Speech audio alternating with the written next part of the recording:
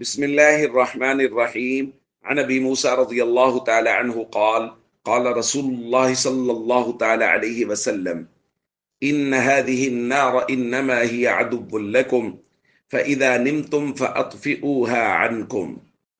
رواہ البخاری۔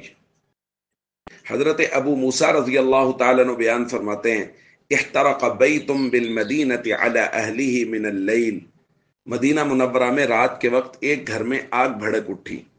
نبی کریم صلی اللہ علیہ وسلم کو خبر کی گئی تو نبی کریم صلی اللہ علیہ وسلم نے یہ بات ارشاد فرمائی، ان هذه النار انما هي عدو لکم، یہ آگ تمہاری دشمن ہے، بس جب تم سوو تو اس آگ کو بجھا کر سویا کرو۔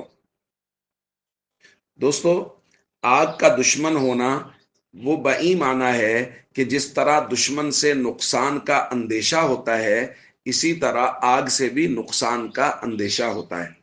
لہذا جب تک اس سے فائدہ اٹھانا ہو اٹھاؤ، رات کو جب سونے لگو تو اس وقت اس کو بجھا کے سویا کرو کہ کہیں ایسا نہ ہو کہ یہ دشمن کی طرح کوئی نقصان پہنچا دے۔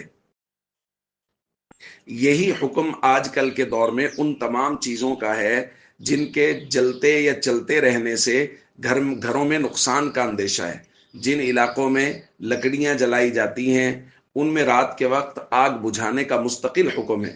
اسی طرح جہاں چراغ جلائے جاتے ہیں، لالٹین وغیرہ جلائی جاتی ہے، وہاں وہی حکم ہے کہ چراغوں کو، لالٹین کو، آگ سے جلتی ہوئی کوئی بھی چیز یا جلتی ہوئی آگ، اس کو بجھانے کا حکم ہے کہ رات کو سونے سے پہلے اس کو بجھا دو۔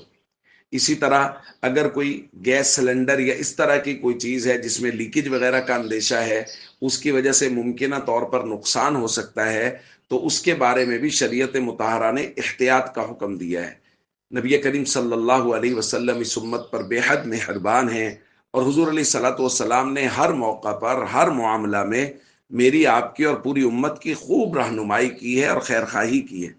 ہمیں حضور علیہ الصلوۃ والسلام کی بیان کردہ ہدایات کے مطابق زندگی گزارنے کی کوشش کرنی چاہیے۔ السلام علیکم ورحمۃ اللہ وبرکاتہ۔